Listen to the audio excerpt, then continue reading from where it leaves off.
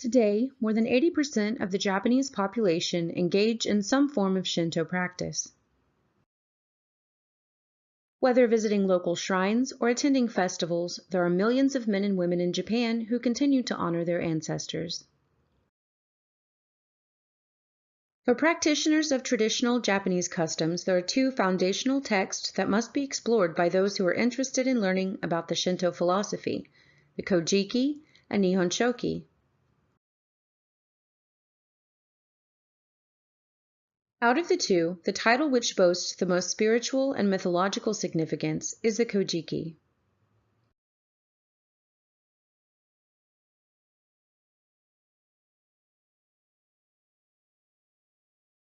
In the year 712 AD, Ono Yasumaro presented the Kojiki to Empress Genmei.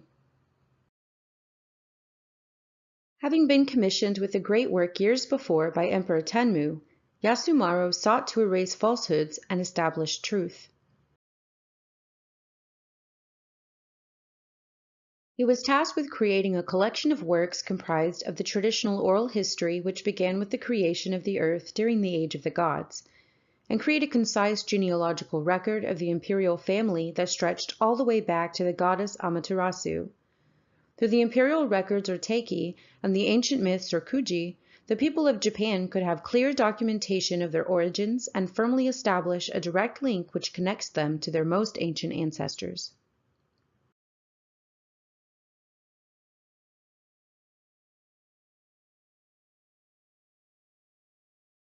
The Kojiki is written in three portions. The first volume, called the Kamitsumaki or Kamionomaki, focuses primarily on the story of creation in the Age of the Gods. It describes in detail the first generations of the gods and goddesses, explaining the formation of the heavens and earth, as well as the beginnings of the imperial line through their descent from Amaterasu and Inigi no Mikoto.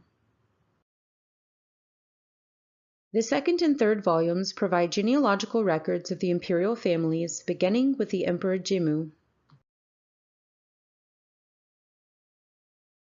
through the reign of Emperor Ojin and Nintoku, and finally ending with Empress Suiko, the 33rd monarch of Japan.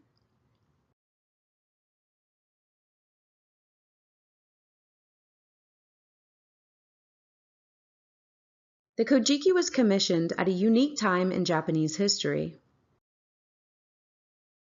when the realm faced great challenges and difficulties.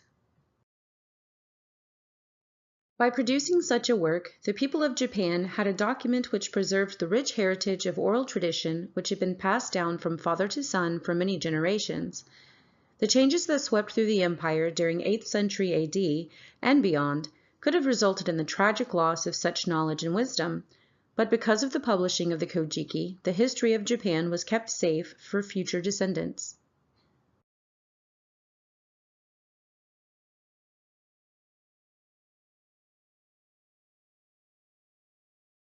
The translation of the Kojiki into English has created an opportunity for people around the world to become more informed about the incredible myths and traditions of Japan.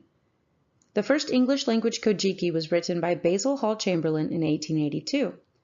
For almost a century, his work was the only translated manuscript available to the Western world. As time moved on, many criticisms of the work began to develop. Some readers and scholars were frustrated with the antiquarian language and his heavy use of footnotes, which can at times overshadow the original literature. Two other modern versions of the English translation have since been published.